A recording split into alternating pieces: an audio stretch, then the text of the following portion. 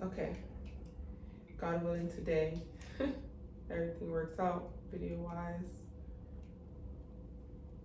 I think we're doing good so far. Okay, welcome back. We're doing some readings today. Catching up, but not really, because everything is everything. But I had my plans, and of course, you can plan all you want, but whatever happens, happens. So we're here. I'm ready. I'm gonna put some meditation music. I'm doing water signs right now. So I did the water signs last week, and it was crazy. I had to record like 2 times. Technology was not happening, and literally Mercury went in retrograde. So there's that. Oh, the table looks good. Looks good from this angle. I like it, not too far off, whatever. So let's get started. Car's over here in hiding. That's all right. I have a enchanted candle from the Infusion, Emergence, and Empowerment Sacred Ritual we just did for Friday the 13th, which is today. That's the correspondence and offering platter for it. That one's pretty low.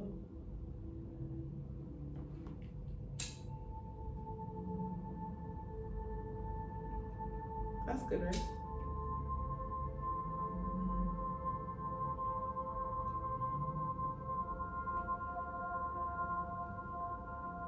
Can't see all the crystals and fruits and stuff over here. It's wild. But I like it. So.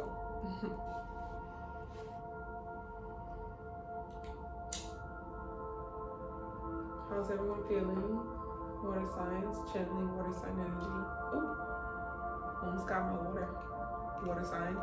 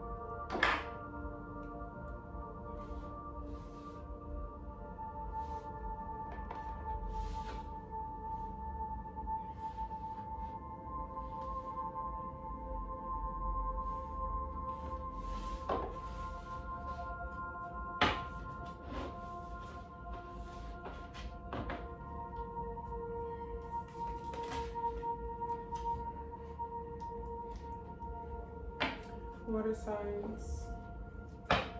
So we have the full moon coming up on the 16th, which is Monday.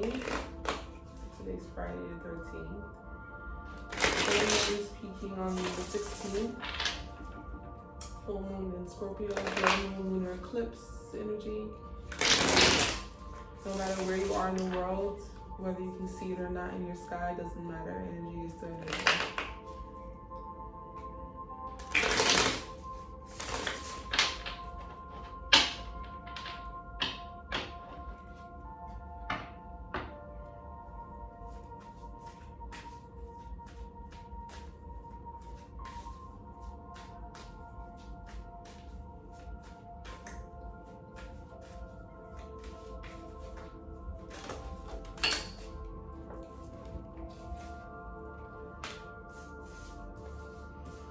The star, 7 of swords.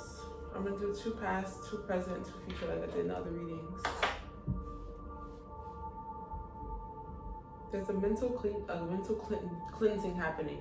I feel like what came up before is about to come up again. But I didn't use these cards the last time, so let's see. This is the Hind deck. One of my favorites.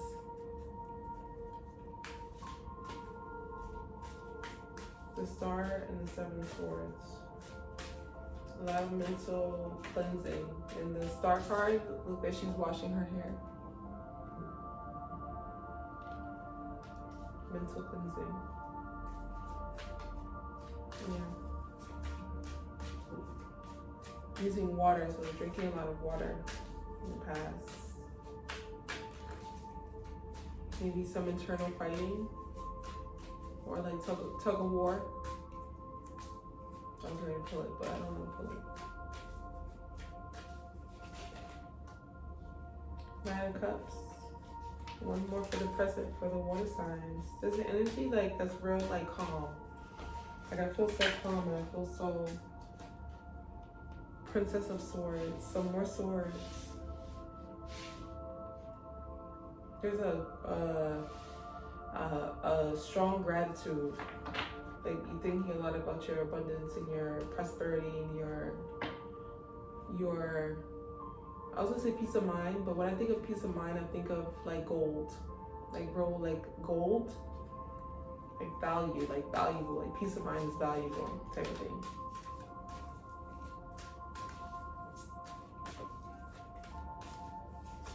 And the honey, I think the honey looks golden in the video from the light.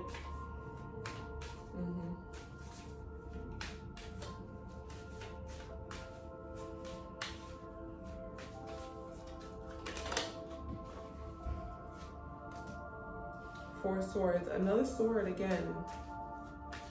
A lot of mental like a lot of thinking and a lot of logical mind and masculine energy flowing around and flowing through.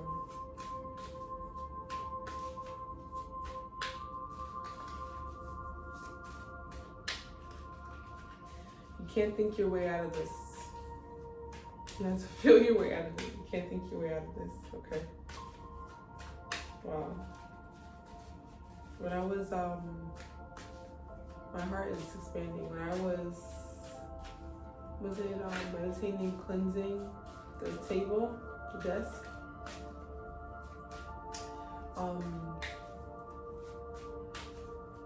It felt like I was, last time I went on a string trip,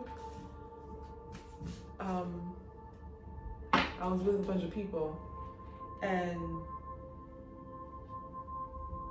I remember feeling like expansive love, like in my chest and my heart, like wow, I really love these people, I love everyone in this world, I love everything, you just feel it in your chest.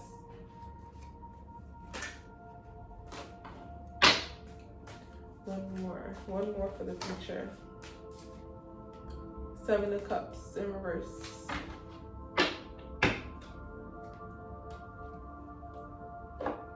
The 7 is here twice. In this deck, the 7 is uselessness.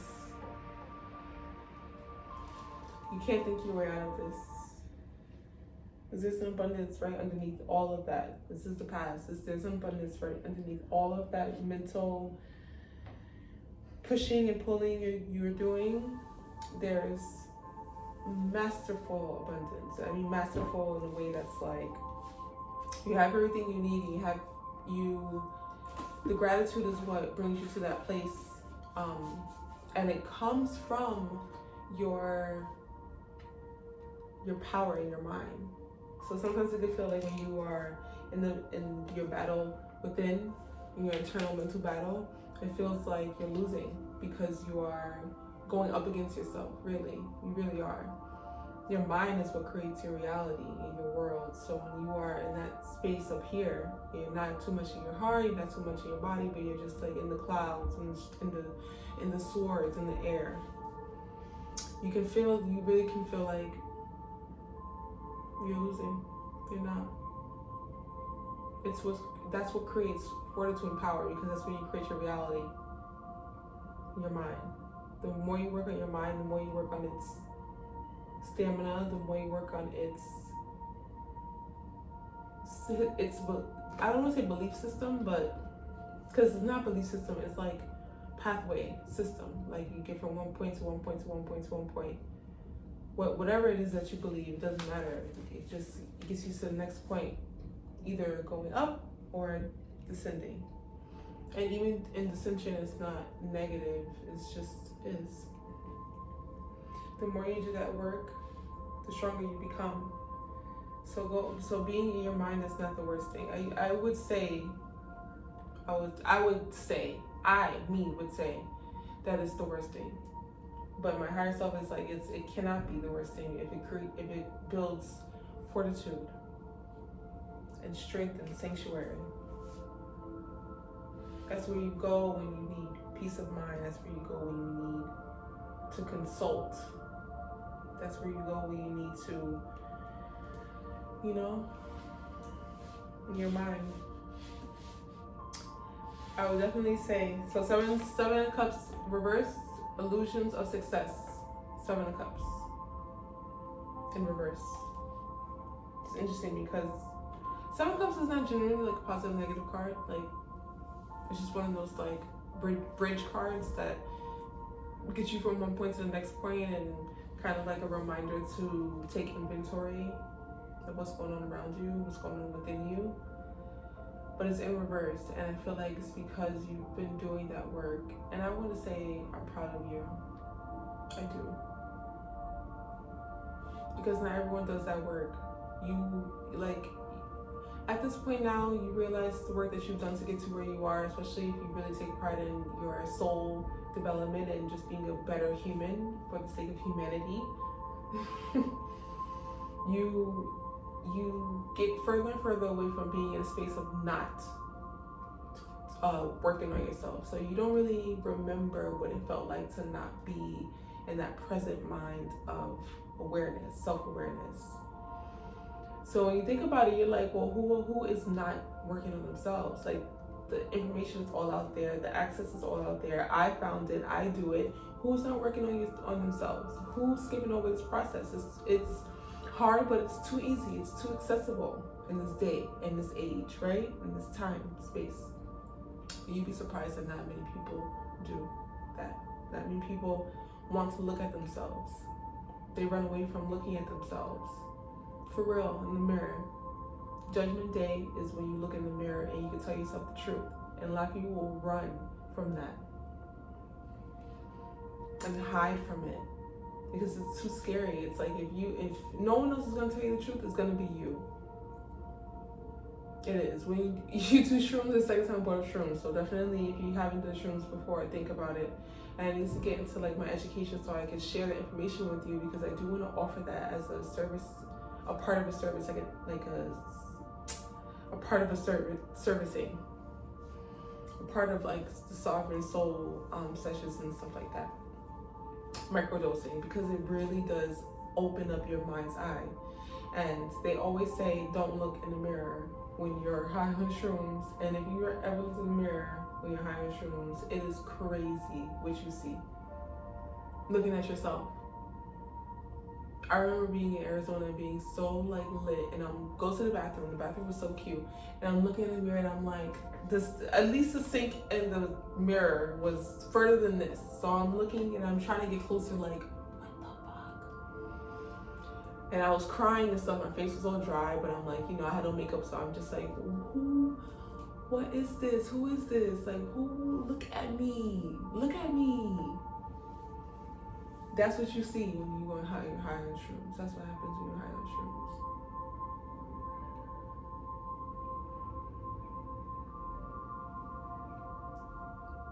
Looking at yourself in the mirror, that's Judgment Day. People don't do it. You should be proud and happy that you do it. And you know that you do it, and take pride in that. Don't try to minimize your success. 7 of Cups in reverse. Illusions of success. Don't try to minimize your success.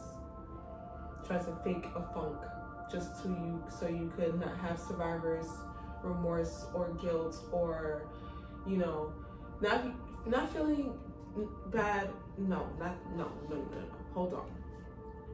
Sometimes when you don't play the victim, you feel guilty for not playing the victim, because you know that's usually the first temperament of unaware human beings. I would say unaware beings is playing the victim card for everything, complaining about everything, and everything is everyone else's fault, and wow, why is this happening to me type shit. Miserable and complaining. That's usually the first temperament of unaware human beings.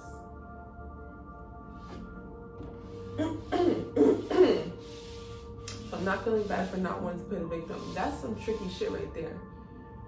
Not feeling bad for not wanting to play victim. Like you feel guilty for feeling joy and satisfaction in your moment, happiness in your moment. You feel bad. You're like, damn, I feel like there's a war happening in this matrix of reality. There's a war happening in the external and masses, in the outside world. And look at me trying to have joy and peace and happiness in my moments. I feel like I need to be avenging this poor behavior. I feel like I should be fighting for the rights and the freedoms of the people. Because that's victim mentality too, Needing to feel like you need to avenge the badness, wipe away or clear the badness out of the world. That's a victim mentality. That's saying that there's an infliction of pain brought upon you from things outside of yourself.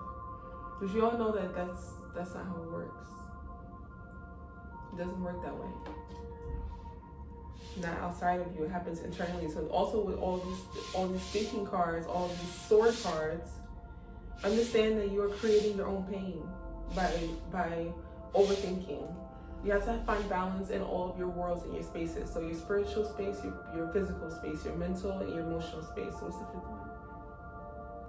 Spiritual, mental, emotional. I think it's 4 worlds. The 4 worlds, those 5 worlds. Spiritual world, mental world, physical world, emotional world.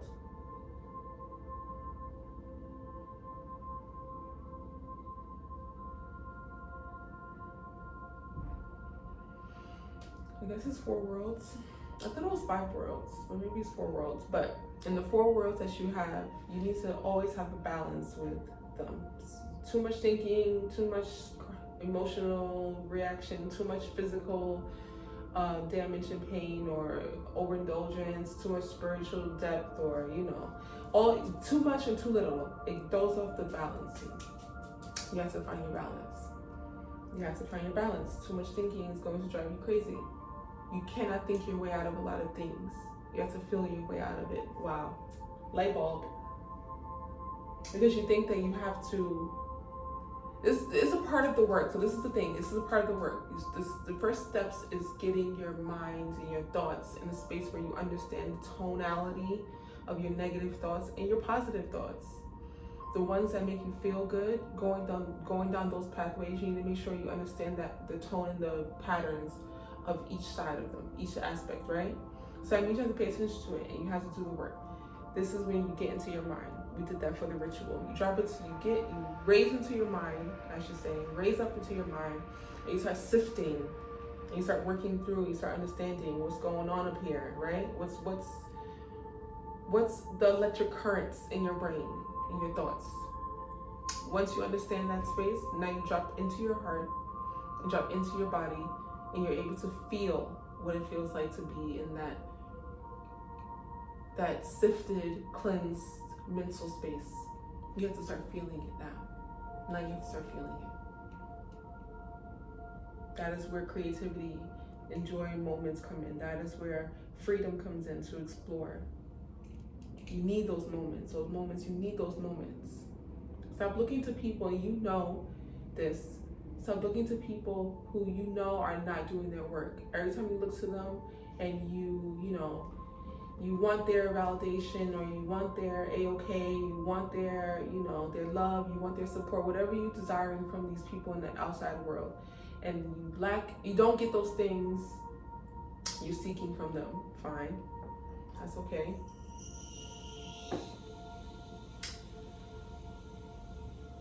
But you still keep looking for it from them. Stop doing that. You're wasting your energy and your time.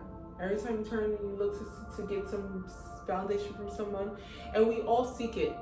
It's a multi-layered. You might not seek it from the people that you don't know on social media, but you'll seek it from your brother and your sister and your mother, or you seek it from your friends, or you seek it from your cousins, or you seek it from your partner, in the multi-layered of ways, because you can also understand that you don't need anybody's approval or validation or support or whatever. You are more than enough to fulfill your life and to live it. But in interacting as human beings, we're going to want the A-OK from the people around us, from people that we love, from people that we look up to. That's dead. Just fucking clip it out. Because you keep looking towards people who you know there's some vibrational non-resonance with you and them. You know that. And yet still you still look to them. Why do you do that? They're never going to be able to satisfy you. There is no one that's ever going to be able to satisfy you completely like the way that you can, because you understand your layers. People are not paying attention to you. They're paying attention to their self. They're not paying attention to you.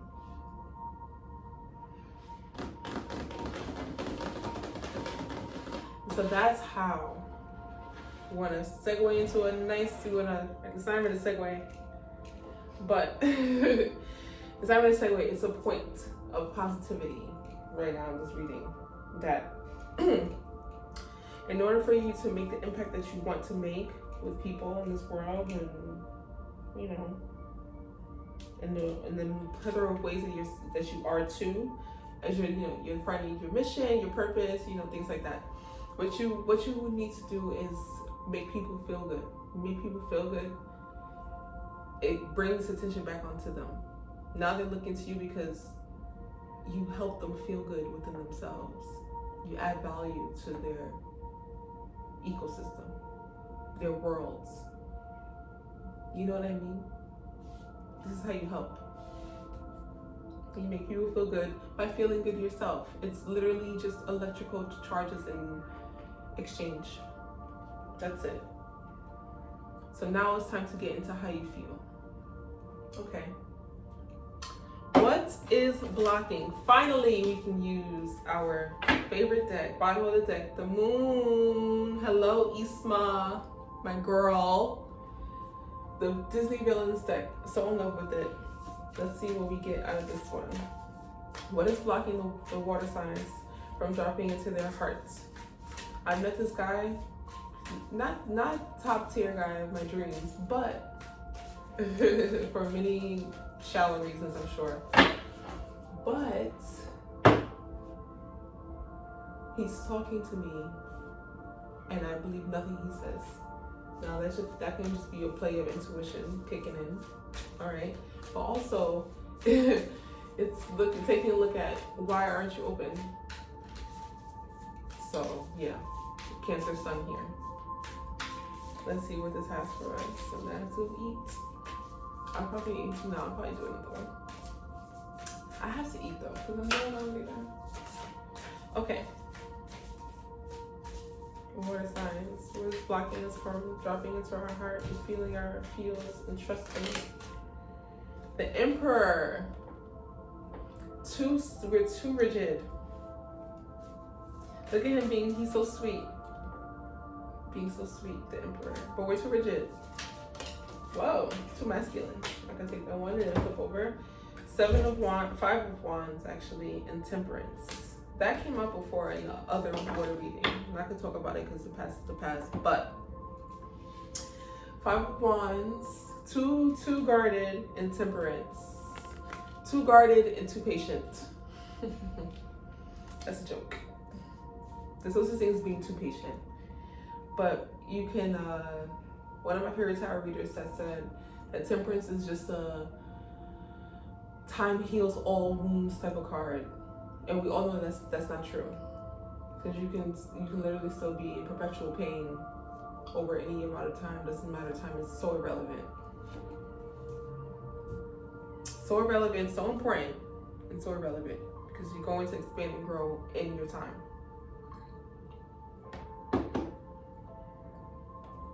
Whatever that time, you know what I mean? Whatever that time is, you're going to expand and grow in your own time.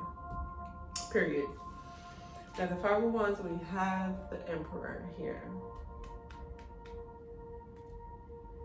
Too rigid and too blocked. Too afraid to lose. What you afraid to lose? The fight? What you afraid to lose? No, not the fight. You're afraid to lose the control. If no one comes in here and shakes up my world and shifts things around, I don't lose control over my life. I don't lose control over my heart. I don't lose control over my emotions. I am on my path. I'm doing what I'm supposed to do. Emperor. I'm happy. He's happy. He's smiling. He's cheesing a little bit.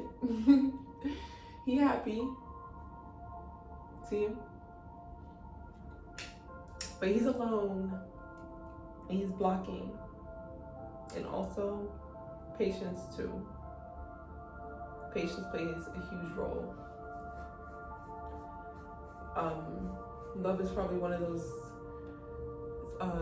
topics of deconstructing that we should get into, because we talk about love and we bring up relationships like they are entirely and solely, I should say, synonymous, but it's not, because relationships has nothing to do with love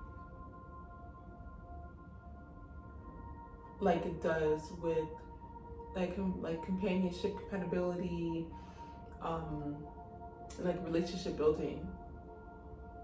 It has more to do with how trustworthy, honest, and forthcoming of life and truth and connection and emotional availability and all those different types of compatible factors, reliability, generosity, all those different things, kindness that you have in your interconnectedness matters more than love when it comes to relationships. But we go based off of how we feel about this person and how much we love them. And the love is secondary. Love comes after, not before. You know what I mean?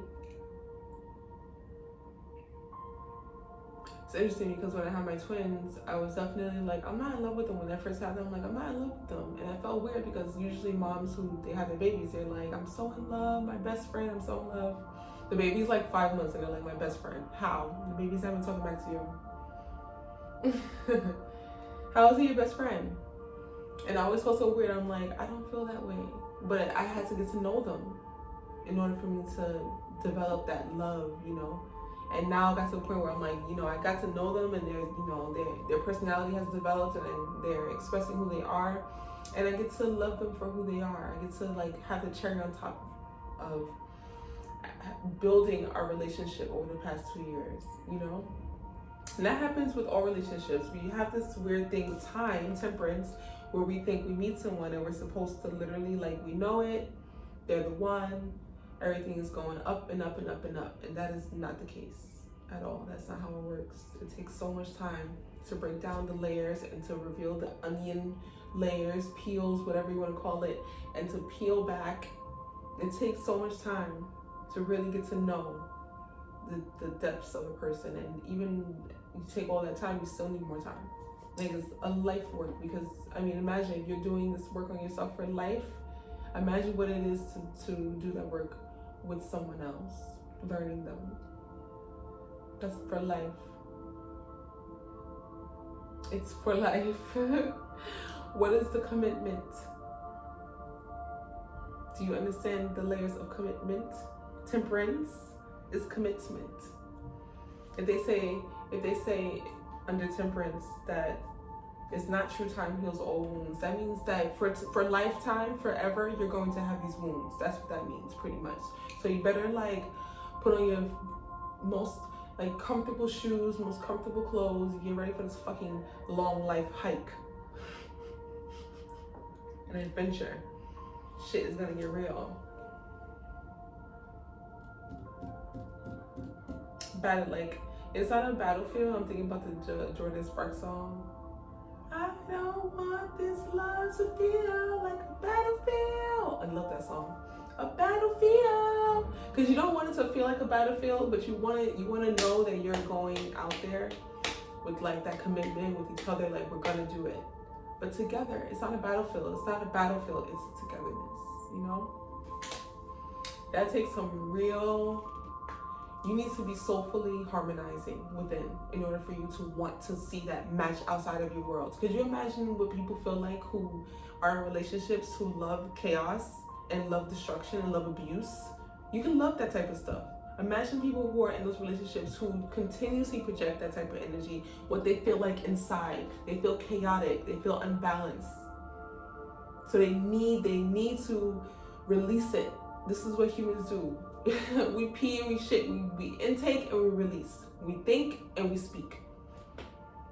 They need to release it, and this is what they release: chaos and destruction. So imagine what they feel like inside. I don't want that person loving me. They don't even know what to do. And they wouldn't even know what to do if I'm giving them my harmony, my balance. I'm offering to them because that's what we do, offer. I'm offering love and balance, and they're looking at me like that is completely foreign to me. I don't want anything to do with that. I'm going to give you back exactly what I feel inside. And now I see who you really are. If that's what you offer in the world is your chaos, oh no. Okay? Work on that. Work on your internal chaos systems. Work on your dropping into your heart. This is the time. The full moon is full peak of emotionality. All the waters are running rampant. It is wild. It is loose. It is the orgasm at the peak. Can you catch that? Orgasm at the peak. Now it's time. And I love this for the water signs. Truly, in this full moon in Scorpio, dig deep into how you feel and release how you feel. How do you do that? You talk about it with other people, you cry. I don't want to talk about this shit with nobody, but you should. All right. And you find people who don't judge you. Scorpios don't judge. Scorpios accept for who you are because they understand all the taboo. They understand the death and the rebirth of everything. They see all the different sides. They see the best sides. Because, you know, like, let's say for air signs, air can travel amongst and around, right? And in some essence, they can be a little oblivious to what's truly happening because they're just in their flow. But a Scorpio, a water sign, is going to be able to see all of that because the water encompasses, but the water has body. The water has density and depth. It weighs something. If you put on a scale a cup of air and a cup of water, what weighs more, type of thing. So the water encompasses all and is going to see everything, is going to store all of the insight and all of the downloads. It's not like air where it's just going to work around it and drop it and probably just walk away from it. Air signs is infamous for that shit. I'm out of here. A water sign is like, all right, you imprinted on me. Now my water, like the water is like, what do they say about water? It stores the memory in the DNA. It's like a storage system. It remembers. Water remembers. So imagine that. You're encompassing all energy and everything you're absorbing, and you understand the complexities of it because you absorbed it and you fully become one with the insight. So during a full moon in Scorpio, hello, emotional like magnets happening out here. Like everything is going to attach to you, but you understand the depth of it. This is a prime time to get the emotions out of you. Move them out of your body and out of your system, and move, cry, dance, be fluid, be water, be like water, be still, be real, be healthy, be present, be nurturing, be loving, be water. That's good. That's so good. Thank God, y'all. Thank God we did it. Wow.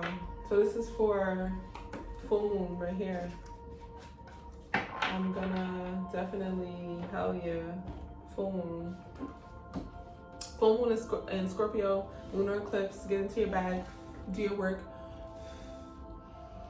We have so many beautiful things going on in May. So I'll just keep talking about them every chance I get. But if you want to find out more information about anything, you can go to my Instagram, KLuna. See what we got going on. I love you. I hope that you love yourself most today. And I'll see you on the other side. All right, I have to get up and turn.